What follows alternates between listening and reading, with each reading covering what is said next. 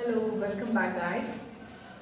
ನಿಮಗೆ ನೆನಪಿರ್ಬೋದು, ನಾನು ಆವಾಗಲೇ ಡಿಸ್ಕಸ್ ಮಾಡಿರೋ ಕಾನ್ಸೆಪ್ಟ್ ಬಂದುಬಿಟ್ಟು ರೀಪ್ರೊಡಕ್ಷನ್, ಅದರಲ್ಲಿ ಮತ್ತು ತಿರ್ಗಾ ವೆಜಿಟೇಟಿವ್ ಮೀನ್ಸ್ ಹೇಗಾಗುತ್ತೆ ಅಂತ.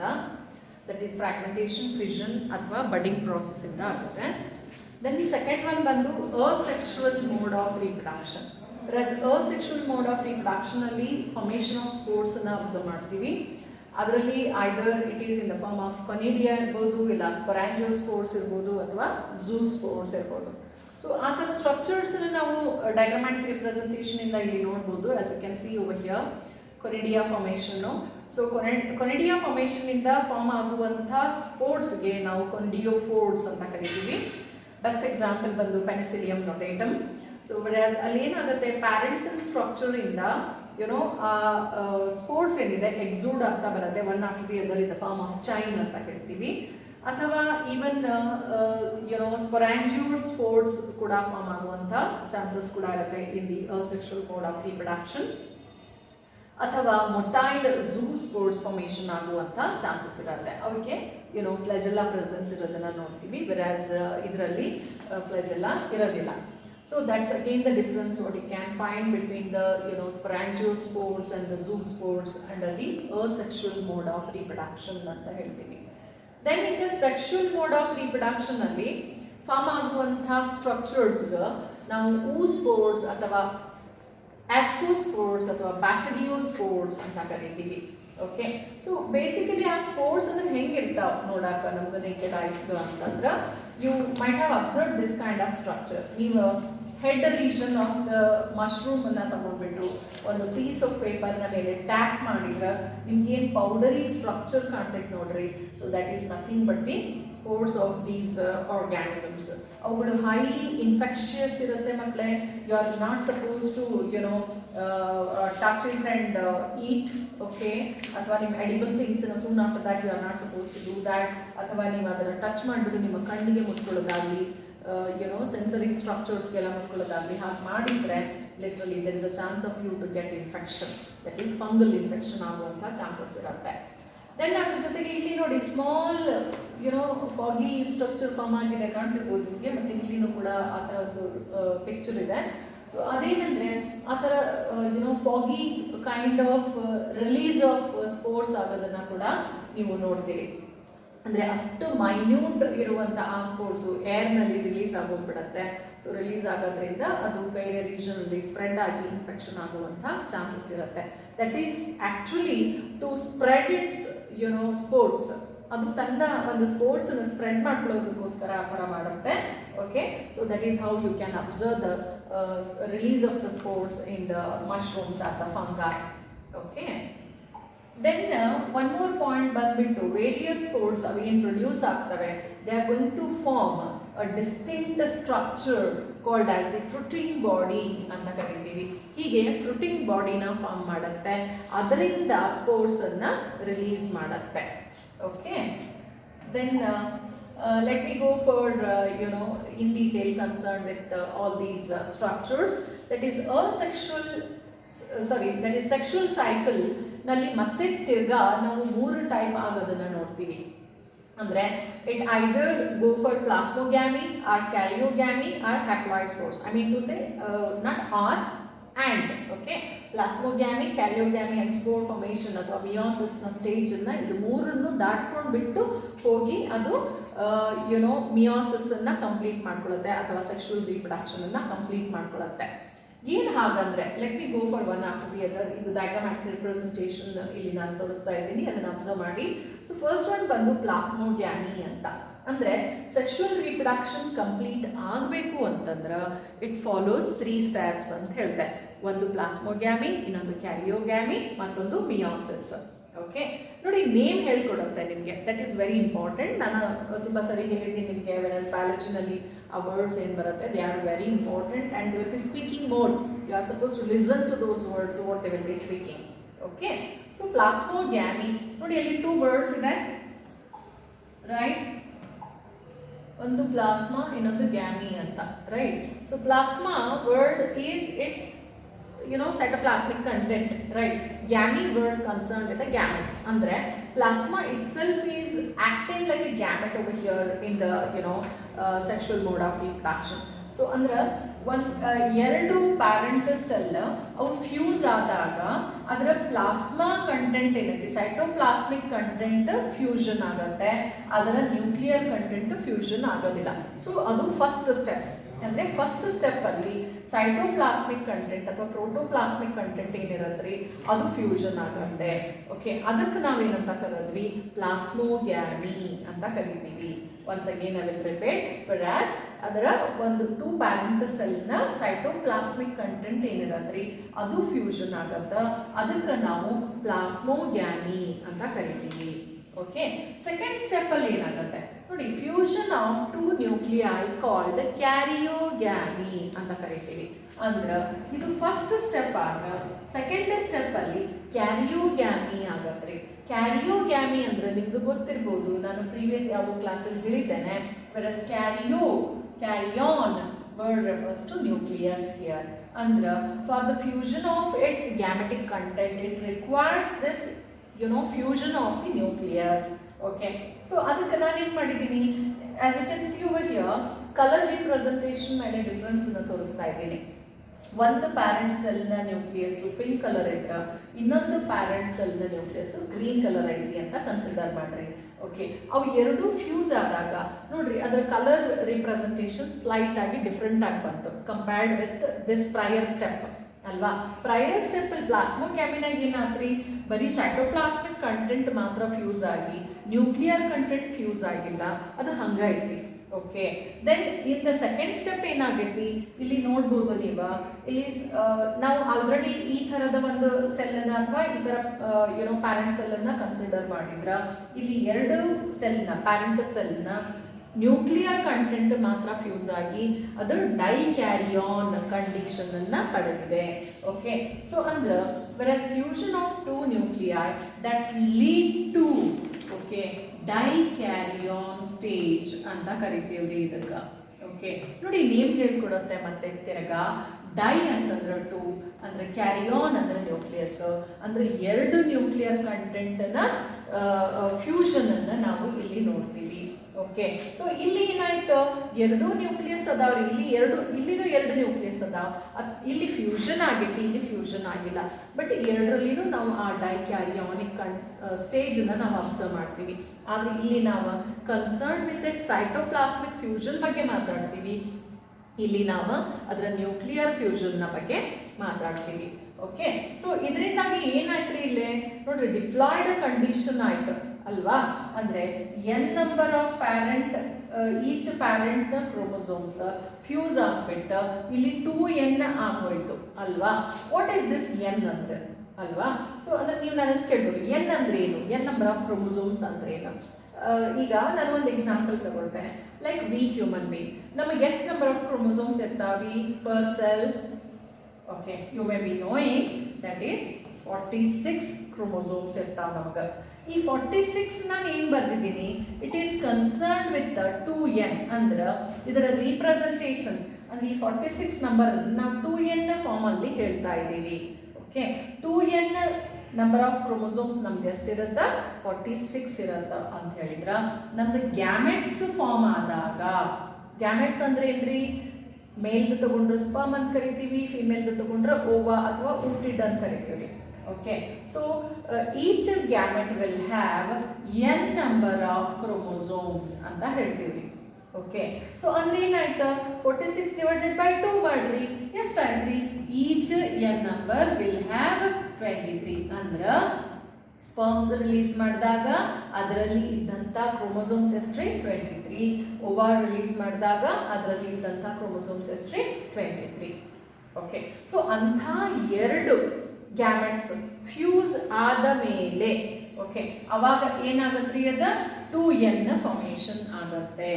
Right, so it is going to become 2n ಅಲ್ವಾ, because this n plus this n that is nothing but the 2n ಅಲ್ವಾ.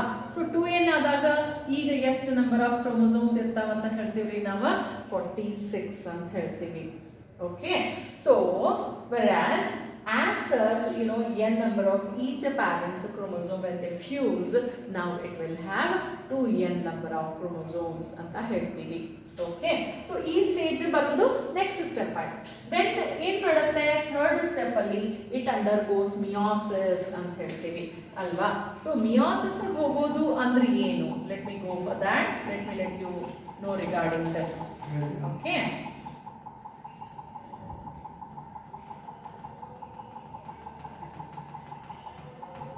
ಓಕೆ, ಸೊ ಮಿಯಾಸಿಸ್ನಾಗ ಏನಾಗ್ತೈತಿ, I hope you may be remembering again, ಇದನ್ನು ಕೂಡ ನಿಮ್ಮ high school ಲೆವೆಲಲ್ಲಿ ನೀವು study ಮಾಡಿರ್ತೀರಾ.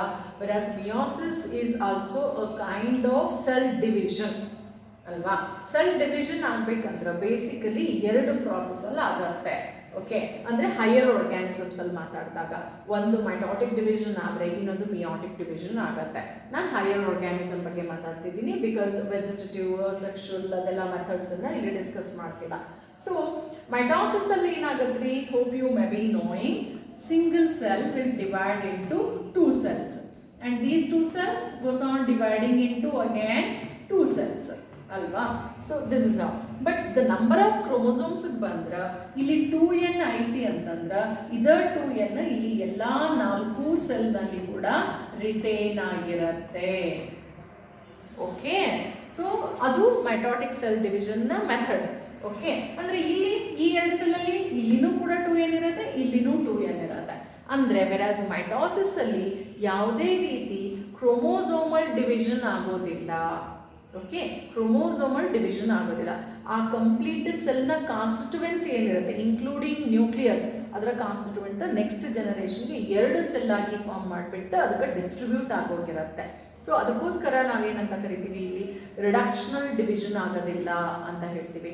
So whereas mitosis is also called as the equational division ಅಂತ ಕರಿತೀವಿ. ಓಕೆ, ಅದೇ ನಾವು ಮಿಯಾಸಿಸ್ಗೆ ಹೋದ್ರೆ ಇಲ್ಲಿ ಏನಾಗುತ್ತೆ ಅಂತ ಹೇಳಿದೆ ನಾನು, meiosis it undergoes next step, that is meiosis ಅಂತ ಹೇಳಿದೆ ಅಲ್ವಾ. ಸೊ ಮಿಯಾಸಿಸ್ ಅಲ್ಲಿ ಏನಾಗುತ್ತೆ ರೀ, ಈಗ ನಮಗೆ ಗೊತ್ತು 2 ಪ್ಯಾರೆಂಟ್ಸ್ನ ಗ್ಯಾಮೆಟ್ಸ್ ಫ್ಯೂಸ್ ಆಗಿ ಅದು ಈಚ್ ಗ್ಯಾಮೆಟ್ n ಇತ್ತು, ಅದೀಗ 2n ಆಯಿತು ಅಂತ, ರೈಟ್. ಸೊ ಇದು 2n ಆಗೈತಿ ಅಂದ್ಕೊಳ್ರಿ, ಇದ್ರ ಗ್ಯಾಮೆಟ್ ಫಾರ್ಮ್ ಮಾಡಿದಾಗ ಏನಾದ್ರಿ n ನಂಬರ್ ಆಯ್ತು, ರೈಟ್. ಸೊ ಇಲ್ಲಿ ಮತ್ತೆ ಏನಾಯ್ತು, ಈ cell it will be resembling the mitosis to form the again 2 cells, whereas now it is having n number of chromosomes.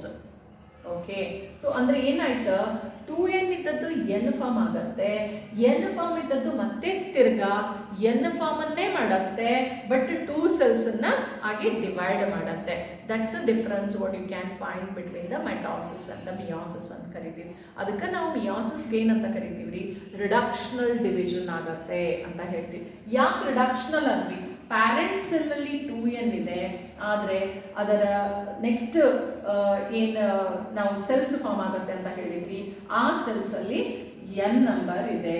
So ಅದಕ್ಕೋಸ್ಕರ ನಾವು ಇದಕ್ಕೆ ರಿಡಕ್ಷನಲ್ ಡಿವಿಷನ್ ಅಂತ ಕರಿತೀವಿ. ಓಕೆ, ಸೊ ಅಂದರೆ ಇಲ್ಲೇನಾಯ್ತು ನೋಡ್ರಿ, ಮಿಯಾಸಿಸ್ ಆದಾಗ ಥರ್ಡ್ ಸ್ಟೆಪ್ಪಲ್ಲಿ ಮಿಯಾಸಿಸ್ ಆದಾಗ meiosis in zygote resulting in the haploid spores ಅಂತ ಕರಿತೀವಿ. ಏನಕ್ಕೆ ಹಾಗೆ ಹೇಳ್ತೀವಿ, ಈ ಸ್ಟೆಪ್ಪಲ್ಲಿ ಮಿಯಾಸಿಸ್ ಆದಾಗ ಹ್ಯಾಪ್ಲಾಯ್ಡ್ ಸ್ಪೋರ್ಸ್ ಫಾರ್ಮ್ ಆಗುತ್ತೆ ಅಂತಂದ್ರೆ ಇಲ್ಲಿ ಕ್ಯಾರಿಯೋಗ್ಯಾಮಿ ಆದಾಗ 2n ಆಗಿತ್ತು, ಇದು ನೆಕ್ಸ್ಟ್ n ನಂಬರ್ ಆಫ್ ಕ್ರೋಮೋಸೋಮ್ಸನ್ನು ಫಾರ್ಮ್ ಮಾಡೋಕ್ಕೆ ಶುರು ಮಾಡ್ತಾರೆ. ಸೊ ಅದಕ್ಕೋಸ್ಕರ ಇಲ್ಲಿ ಸೆಕ್ಷುವಲ್ ರಿಪ್ರೊಡಕ್ಷನ್ ಸೈಕಲ್ ಏನಿದೆ, ಇಟ್ ಫಾಲೋಸ್ ದ 3 ಸ್ಟೆಪ್ಸ್ ಅಂತ ಹೇಳ್ತೀವಿ. ಒಂದು ಪ್ಲಾಸ್ಮೋಗ್ಯಾಮಿ, ಇನ್ನೊಂದು ಕ್ಯಾರಿಯೋಗ್ಯಾಮಿ, ಮತ್ತೊಂದು ಮಿಯಾಸಿಸ್ ಅಂತ. ಓಕೆ, ಇಲ್ಲಿ this is speaking about the definition concern with the ಪ್ಲಾಸ್ಮೋಗ್ಯಾಮಿ.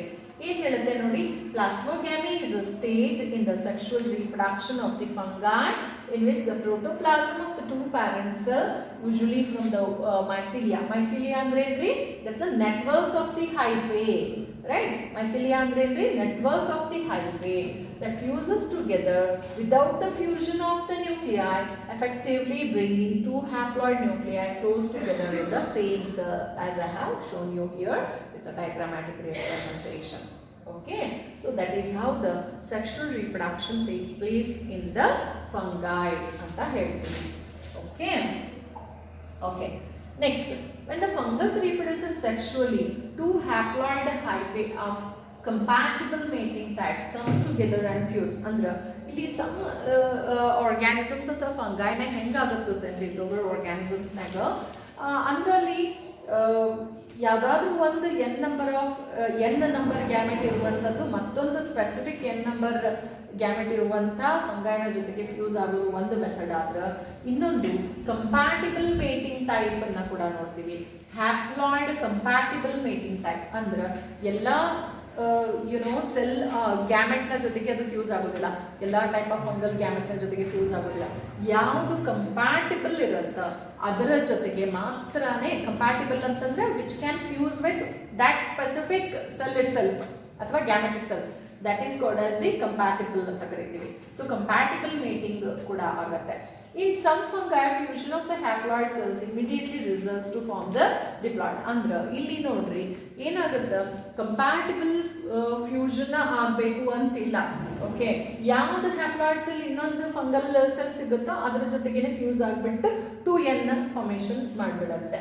Whereas in ascomycetes and basidiomycetes, an intervening dikaryotic stage is observed. Okay, intervening dikaryotic stage ಅಂತಂದ್ರೆ ನಾನು ನಿಮಗೆ ಆಗಲೇ ತೋರಿಸಿದ್ದೆ with the diagrammatic representation in the previous slide. Okay, so ಇಲ್ಲಿ ಪ್ಲಾಸ್ಮೋಗ್ಯಾಮಿ ಆದಮೇಲೆ fusion of the ನಾವು ಬರೀ cytoplasmic content ಅಂದ್ವಿ. ಅದಾದಮೇಲೆ ಇಲ್ಲಿ ಎರಡನೇ ಸ್ಟೆಪ್ಪಲ್ಲಿ ಏನಾಯ್ತು, ಎರಡು ಇಂಥ ನ್ಯೂಕ್ಲಿಯಸ್ ಫಸ್ಟ್ ಇರುತ್ತೆ. ಓಕೆ, ಫಸ್ಟ್ ಇರುತ್ತಾ, ಅದಾದಮೇಲೆ ಫ್ಯೂಷನ್ ಸಡನ್ ಆಗಿ ಆಗ್ಬಿಡೋದಿಲ್ಲ. ಅಂದ್ರೆ ನಾವು ಇಲ್ಲಿ ಪಿಂಕ್ ಕಲರ್, ಈಗ let me show you,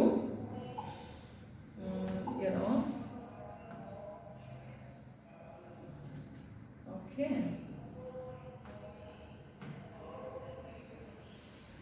okay, let me show you with the other kind of a cell. Let us take this. Okay, ಇಲ್ಲಿ ಫ್ಯೂಷನ್ ಆಗಿದೆ ಅಂದ್ಕೊಳ್ಳಿ. ಸೊ ಫ್ಯೂಷನ್ ಆದಮೇಲೆ ಇಲ್ಲಿ ಏನಾಗುತ್ತೆ ಅಂದರೆ ಇದು ಒಂದು ಸೆಲ್ ಫಾರ್ಮ್ ಆಯಿತು ಅಂದ್ಕೊಳ್ಳಿ. ಓಕೆ, ಈ ಥರ ಅಂದರೆ ಫ್ಯೂಷನ್ ಆಫ್ ದಿ ನ್ಯೂಕ್ಲಿಯಸ್ ಆಗೋಕ್ಕಿಂತ ಮುಂಚೆ. ಓಕೆ, ಸೊ ಇಲ್ಲಿ ಏನಾಯಿತು, ಒಂದು nucleus of one of the parent and another nucleus of another parent is observed. Okay, so ಹೀಗೆ ಈ ಒಂದು ಸ್ಟೆಪ್ಪಲ್ಲಿ ಬರುತ್ತೆ. ಅಂದರೆ ಎರಡೂ ನ್ಯೂಕ್ಲಿಯಸ್ಸನ್ನ ಒಂದೇ ಸೆಲ್ಲಲ್ಲಿ ಇರೋದನ್ನ ನೋಡ್ತೀವಿ. In between, before the fusion of the two karyons, ಈ ಥರ ಡೈಕ್ಯಾರಿಯಾನಿಕ್ ಸ್ಟೇಜನ್ನು ನಾವು ನೋಡ್ತೀವಿ. ದೆನ್ ಅದಾದಮೇಲೆ ಏನಾಗುತ್ತೆ, after that it go for fusing. ಅಂದ್ರೆ ಫಸ್ಟ್ ಡೈಕ್ಯಾರಿಯಾನ್ ಸ್ಟೇಜ್ ಅನ್ನ ಪಡೆದ್ಬಿಟ್ಟು ನಂತರ ಫ್ಯೂಷನ್ ಆಫ್ ದಿ ನ್ಯೂಕ್ಲಿಯಸ್ ಆಗತ್ತೆ ಅನ್ನೋಂಥ ಪಾಯಿಂಟ್ ಅನ್ನ ನಾವು ಇಲ್ಲಿ ನೋಡ್ತೀವಿ. ಸೊ ಅದಕ್ಕೆ ನಾವೇನಂದ್ವಿ, specially in the ascomycetes and the basidiomycetes. ಏನವು ascomycetes and basidiomycetes? Ascomycetes are the earlier form of what you can say, the fungi ಅಂತ ಕೂಡ ಹೇಳ್ಬೋದು. ಅಂದ್ರೆ compared to the phycomycetes they are higher form, but compared to the basidiomycetes they are earlier form. Okay, so whereas ascomycetes and basidiomycetes are the higher form of fungi ಅಂತ ಹೇಳ್ಬೋದು. because again classification of the fungi ಗೆ ಹೋದ್ರೆ ಮತ್ತೆ ತಿರ್ಗಾ ಅಲ್ಲಿ ನಾವು 4 type ಆಗಿ ಮಾಡ್ತೀವಿ. ಒಂದು phycomycetes, ಇನ್ನೊಂದು ascomycetes, and the third one ಬಂದು basidiomycetes, and the fourth one ಬಂದು deuteromycetes ಅಂತ. ಓಕೆ, ಸೊ ಅದರಲ್ಲಿ ಮಿಡಲ್ ಏನು 2 ಅದಾವ ನೋಡ್ರಿ, that is ascomycetes and the basidiomycetes. ಅಲ್ಲಿ ಈ ಥರ ಡೈಕ್ಯಾರಿಯಾನಿಕ್ ಸ್ಟೇಜ್ನ intervening stage, that is dikaryonic stage ಆಗ್ಬಿಟ್ಟು ನಂತರ ಫ್ಯೂಷನ್ ಆಫ್ ದಿ ನ್ಯೂಕ್ಲಿಯಸ್ ಆಗತ್ತೆ. ಓಕೆ, ಸೊ ಅದನ್ನು ನಾವು ಇಲ್ಲಿ ಅಬ್ಸರ್ವ್ ಮಾಡ್ತೀವಿ. ಓಕೆ, ಇದು ಎಲ್ಲ ಏನಾಯಿತು, ಕನ್ಸರ್ನ್ ವಿತ್ ಸೆಕ್ಷುವಲ್ ರಿಪ್ರೊಡಕ್ಷನ್ ಅಲ್ಲಿ ಹೀಗೆ 3 ಸ್ಟೆಪ್ಪಲ್ಲಿ ಆಗುತ್ತೆ, 3 ಸ್ಟೆಪ್ಪನ್ನು ಫಾಲೋ ಮಾಡುತ್ತೆ ಅಂತ ಎಲ್ಲ ಹೇಳಿದ್ವಿ ನಾವು. ಬಟ್ ಅದರ ಜೊತೆಗೆ ಇನ್ನೊಂದು ಪಾಯಿಂಟ್ ಏನಂತಂದ್ರೆ, ಇಲ್ಲಿ ನಾನು ನಿಮ್ಗೆ ಕಂಪ್ಯಾಟಿಬಲ್ ಮೇಟಿಂಗ್ ಅಥವಾ ಇಮಿಡಿಯೇಟ್ ಫ್ಯೂಷನ್ ಏನಾಗುತ್ತೆ ಅಂತ ಹೇಳಿದೆ. ಅದರಲ್ಲಿ ಮತ್ತೆ ತಿರ್ಗಾ ಮತ್ತೆ ಡಿಫ್ರೆಂಟ್ ಟೈಪ್ಸ್ ಆಗುತ್ತೆ. ಅಂದರೆ ಲೈಕ್ ಐಸೋಗ್ಯಾಮಿ ಆ್ಯಂಡ್ ಆ್ಯನ್ಐಸೋಗ್ಯಾಮಿ ಆ್ಯಂಡ್ ಊಗ್ಯಾಮಿ ಅಂತ ಕರಿತೀವಿ. 3 ಟೈಪ್ ಆಗುತ್ತೆ ಆ ಗ್ಯಾಮೆಟ್ಸ್ ಫ್ಯೂಷನ್ ಆಗೋದು. ಒಂದು ಐಸೋಗ್ಯಾಮಿ. ಏನು ಹಾಗಂದ್ರೆ ನೋಡಿ, ನೇಮ್ ಹೇಳ್ಕೊಡೋದೆ ಮತ್ತೆ ಇಲ್ಲಿ ನಿಮಗೆ ಡಯಾಗ್ರಾಮ್ಯಾಟಿಕ್ ರಿಪ್ರೆಸೆಂಟೇಷನ್ ಕೂಡ ತೋರಿಸುತ್ತೆ ಮಕ್ಕಳೇ. ಇದನ್ನ ನೀವು ತುಂಬ ಕೇರ್ಫುಲ್ ಆಗಿ ಅಬ್ಸರ್ವ್ ಮಾಡ್ರಿ, it is very interesting actually. ಐಸೋಗ್ಯಾಮಿನ್ಯಾಗ ಏನು ತೋರ್ಸಾಕತ್ತೈತ್ರಿ ಇದು? As you can see over here ನೋಡಿ, ಎರಡು gametes same shape and same size ಅದಾವ್ರಿ. ಹೌದಾ? ನೋಡ್ರಿ ಎಷ್ಟು ಸೈಜ್ ಇದ್ದಿದ್ದು ಐತಿ ಅಷ್ಟ ಸೈಜ್ ಇನ್ನೊಂದು ಪ್ಯಾರೆಂಟ್ನ ಗ್ಯಾಮೆಟ್ ಕೂಡ ಐತಿ. Even the size of the flagella is also same ಅಲ್ವಾ? ಸೊ ಐಸೋಗ್ಯಾಮಿ ಅಂದ್ರೆ fusion of the similar shaped gametes ಅಂತ. ಅಂದ್ರೆ ಇಲ್ಲಿ ಐಸೋಗ್ಯಾಮಿನಾಗ ಏನಾಗ್ತೈತ್ರಿ, morphologically similar shape and sized gametes ಫ್ಯೂಷನ್ಗೆ ನಾವು ಐಸೋಗ್ಯಾಮಿ ಅಂತ ಕರಿತೀವಿ. ಓಕೆ, ಮಾರ್ಫಲಾಜಿಕಲಿ ಅಂದ್ರೆ ಏನ್ರಿ? ಎಕ್ಸ್ಟರ್ನಲಿ ವಿಸಿಬಲ್ ಕ್ಯಾರೆಕ್ಟರ್ಸ್ ಅಂತ. ಎಕ್ಸ್ಟರ್ನಲಿ ನಾವು ಅಬ್ಸರ್ವ್ ಮಾಡಿದ್ರೆ ನೋಡ್ರಿ ಎರಡೂ shape of the gametes same ಅದ. ಸೊ ಅಂಥ ಫ್ಯೂಷನ್ಗೆ ನಾವು ಐಸೋಗ್ಯಾಮಿ ಅಂತ ಕರಿತೀವ್ರಿ. ಓಕೆ, ದೆನ್ ಸೆಕೆಂಡ್ ಒನ್ ನೋಡ್ರಿ, ಇಲ್ಲೇನೈತಿ ಆನ್ ಐಸೋಗ್ಯಾಮಿ ಅಂತ ಕರಿತೀವಿ. Fusion between the two different types of gametes. Okay, ಎಂಥದ್ದು? ಮಾರ್ಫಲಾಜಿಕಲಿ two different fusion between the morphologically two different gametes anta. Okay, as you can see over here, one of the parent gamete is of different shape and another parent's gamete is in a different shape alva. Andre idu large aiti, idu small aiti, right? So intha fusion ga navu enanta karadvi anisogamy anta karithivi. Okay, then ಇನ್ನೊಂದು type ಐತಿ, ಇಲ್ಲಿ ನೋಡ್ರಿ ಇದು ಏನೈತಿ? ಓಗ್ಯಾಮಿ ಅಂತ. ಇದನ್ನ common ಆಗಿ ನಾವು ಹೈಯರ್ ಆರ್ಗ್ಯಾನಿಸಮ್ಸ್ನಾಗ ನೋಡ್ತೀವಿ. ಏನಂದ್ರೆ ಎಗ್ ನಾನ್ ಮೊಟೈಲ್ ಐತಿ, it is attach to some substratum. Sperm ಏನೈತಿ? ಮೊಟೈಲ್ ಐತಿ, ರೈಟ್? ಸೊ ಅಂದ್ರೆ ವೆರಾಸ್ ಜನರಲಿ ಓಗ್ಯಾಮಿನಾಗ ova will be attached to some substratum, whereas sperm will be motile. Okay, whereas ova will be non-motile and the sperm will be motile anta ಹೇಳ್ತೀವಿ. So the fusion between the ova and the sperm in which ova is non-motile and the sperm is motile, and that is called as the oogamy anta ಕರಿತೀವಿ. Okay, as you can see over here. Okay, so ಈ ಥರ ನಾವು ಮತ್ತೆ ತಿರ್ಗಾ fusion ಅನ್ನ different formal ಆಗುತ್ತೆ ಅಂತ ಹೇಳ್ತೀವಿ. ಓಕೆ, ಸೊ ದೆನ್ ಅದಾದ್ಮೇಲೆ ಏನಾಯ್ತು ನೋಡ್ರಿ, spermatium is going to fuse with this ova to form its filaments ಅಂತ ಹೇಳ್ತೀವಿ. ದೆನ್ ಅದಾದ್ಮೇಲೆ ಗೆಮೆಟಾಂಜಿಯಾ ಫಾರ್ಮೇಷನ್ ಆಗುತ್ತೆ. Then oogoneum and antheridium fusion ಕೂಡ ಆಗುವಂಥ ಚಾನ್ಸಸ್ ಇರ್ತವೆ. when the antheridium comes near to the oogoneum, that fusion takes place. ಅದನ್ನು ಕೂಡ again one more method. and ಇನ್ನೊಂದು ಮೆಥಡ್ ಅಲ್ಲಿ ಏನಾಗುತ್ತೆ, ಆಫ್ಟರ್ ಫ್ಯೂಷನ್ ಅಲ್ಲ primary mycelium that is which is having the female structure ಆದ್ರೆ, whereas ಇನ್ನೊಂದು primary mycelium of the male structure fuse ಆಗ್ಬಿಟ್ಟು secondary mycelium ಅಂತ ಹೇಳಿ ಅಂದ್ರೆ ಟೂ ಗ್ಯಾಮೆಟಿಕ್ ಸ್ಟ್ರಕ್ಚರ್ಸ್ ಅದರ ನ್ಯೂಕ್ಲಿಯರ್ ಸ್ಟ್ರಕ್ಚರ್ಸ್ ಒಂದೇ ಸೆಲ್ನಾಗ ನಾವು ಅಬ್ಸರ್ವ್ನು ಕೂಡ ಮಾಡ್ಬೋದು. ಓಕೆ, ಸೊ ಈ ಥರ ಫ್ಯೂಷನ್ ಅಲ್ಲಿನೇ ಮತ್ತೆ ತಿರ್ಗಾ ಡಿಫ್ರೆಂಟ್ ಮೋಡ್ ಆಫ್ ಫ್ಯೂಷನ್ ಅನ್ನ ಕೂಡ ನಾವು ನೋಡ್ತೀವಿ. Okay, now let me go for different types of what you can say the fungi on the, that is classification of fungi on the basis of their structure, their mode of reproduction and their morphological feature, and then mode of reproduction, and even on the basis of the spore formation ಅಂತ ಹೇಳ್ತೀವಿ. Okay, so ಬೇಸಿಸ್ನ ಮೇಲೆ ಹೋದರೆ ಆ ಒಂದು ಬೇಸಿಸ್ನ ಮೇಲೆ ಅಂದರೆ morphological feature and mode of reproduction and the spore ಫಾರ್ಮೇಷನ್ನ ಬೇಸಿಸ್ನ ಮೇಲೆ ಹೋದರೆ ನಾವು ಬೇಸಿಕಲಿ 4 ಟೈಪ್ ಆಗಿ ಮಾಡ್ತೀವಿ. ಸೊ ದ ಫಸ್ಟ್ ಒನ್ ಬಂದ್ಬಿಟ್ಟು ಫೈಕೋಮೈಸಿಡ್ಸ್ಗೆ ಏನಂತ ಕರಿತೀವಿ? ಲೋವರ್ ಫಂಗಾಯ್ ಅಂತ ಕರಿತೀವಿ. ನೋಡ್ರಿ ಅಲ್ಲಿ name ಹೇಳ್ಕೊಡುತ್ತಾ, ಫೈಕೋಮೈಸಿಡ್ಸ್ನಾಗ there are some of the species which are similar to the plants ಅಂತ ಹೇಳ್ತೀವಿ. Okay, similar to the algae ಅಂತ ಹೇಳ್ತೀವಿ, because algae, I hope you remember, they come under the protista, right? So that's the reason why we call them as the phycomycetes ಅಂತ ಹೇಳ್ತೀವಿ. Best example ಬಂದ್ಬಿಟ್ಟು Rhizopus. Okay, then next one bandu ascomycetes anta, because they look like sac here. Sac andre endri chila. Okay, they look like a sac here, so that's the reason why they are called as the sac fungi. And the best example bandu Neurospora. Then third one bandu ಬ್ಯಾಸಿಡಿಯೋಮೈಸಿಡ್ಸ್ ಅಥವಾ club fungi ಅಂತ ಕರಿತೀವಿ, because they will have the head which is club shaped, so that's a reason. And the best example ಬಂದು ನಿಮ್ಮ Agaricus ಅಥವಾ ಅಣಬೆ ಅಂತ ಕರಿತೀವಿ. Then the last one ಬಂದು ಡ್ಯೂಟಿರೋಮೈಸಿಡ್ಸ್ ಅಂತ, and they are also called as the fungi of imperfecti ಅಂತ ಕರಿತೀವಿ. ಯಾಕೆ ನಾವು ಫಂಗೈ ಆಫ್ ಇಂಪರ್ಫೆಕ್ಟಿ ಅಂತೀವಿ ಅನ್ನೋದನ್ನ ನಮ್ಮ ಫರ್ದರ್ ಕ್ಲಾಸಲ್ಲಿ ನೋಡೋಣ. ಎಕ್ಸಾಂಪಲ್ ಬಂದು ಫ್ಯೂಸೇರಿಯಂ ಅಂತ. Okay, then one more point ನಾನು ಆವಾಗಲೇ ಹೇಳಿದೆ, ವೆರಾಸ್ ಕ್ಲಾಸಿಫಿಕೇಶನ್ ಆಫ್ ದ ಫಂಗೈನ ನಾವು on the basis of its mode of reproduction and its morphological feature and the spore formation na mele madirtivi anta. Okay, so sexual reproduction ge ನಾವು ಹೋದ್ರೆ ಅದು ಆಸ್ಕೋಮೈಸಿಡ್ಸ್ and ಬ್ಯಾಸಿಡಿಯೋಮೈಸಿಡ್ಸ್ ಎರಡರಲ್ಲಿನೂ ಇರೋದನ್ನ ನೋಡ್ತೀವಿ, ಮತ್ತೆ ಫೈಕೋಮೈಸಿಡ್ಸ್ ಅಲ್ಲಿನೂ ಕೂಡ ಇರೋದನ್ನ ನೋಡ್ತೀವಿ. ಓಕೆ, ಅದೇ ಸೆಕ್ಷುವಲ್ ರಿಪ್ರೊಡಕ್ಷನ್ ಏನಿದೆ ಡ್ಯೂಟಿರೋಮೈಸಿಡ್ಸ್ ಅಲ್ಲಿ ಇರೋದಿಲ್ಲ. Actually this is the reason why deuteromycetes are called as the fungi of imperfecti ಅಂತ ಕರಿತೀವಿ. ಅಂದರೆ ಯಾವ ಸ್ಪೀಸೀಸಲ್ಲಿ, ಅಂದರೆ ಸ್ಪೆಷಲಿ ಇಲ್ಲಿ ಮೈಕೋಟಾದಲ್ಲಿ ನಾವು ಮಾತಾಡೋದಾದರೆ, ಮೈಕೋಟಾದಲ್ಲಿ except deuteromycetes rest of the classification will have the sexual reproduction. Okay, because sexual reproduction helps for the variation in the species. So ಹಾಗಾಗಿ ಇವುಗಳಿಗೆ ಪರ್ಫೆಕ್ಟ್ ಫಂಗೈ ಅಂತ ಕರಿತೀವಿ, ಇದಕ್ಕೆ ಫಂಗೈ ಆಫ್ ಇಂಪರ್ಫೆಕ್ಟಿ ಅಂತ ಕರಿತೀವಿ.